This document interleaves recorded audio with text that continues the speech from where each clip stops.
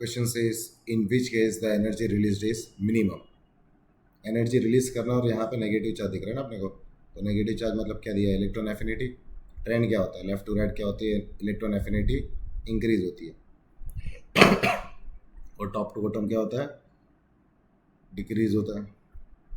ठीक है, अब ये चारों को कंपेयर करेंगे तो कौन से चार एलिमेंट है हमारे पास, क्लोरीन है, फास्फोरस है, नाइट्रोजन है, कार्बन है, सबके सब पी ब्लॉक एलिमेंट है।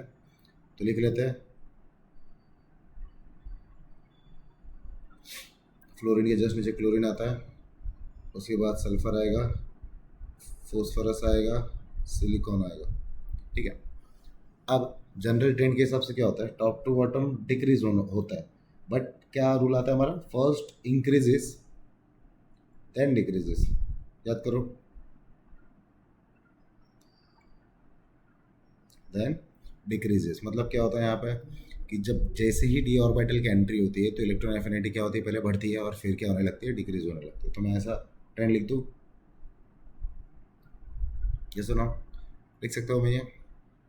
तो वो हिसाब से मैं ऐसा बोल सकता हूँ कि क्लोरीन की ज़्यादा होगी और फॉस्फोरस की भी क्या होगी, ज़्यादा होगी। अब मुझे खाली क्या देखना है, नाइट्रोजन और कार्बन के बीच में देखना है, बराबर। तो नाइट्रोजन और अगर कार्बन में मैं देखूँ तो generally left to right increase होता है ना, तो हम ऐसा लिखते हैं। बट ये केस में क्या होता है कि जब नाइट्रोजन का कॉन्फ़िगरेशन लिखते हैं हम, तो इट इज़ 2s2 2p3, और कार्बन का क्या होता है 2s2 2p2।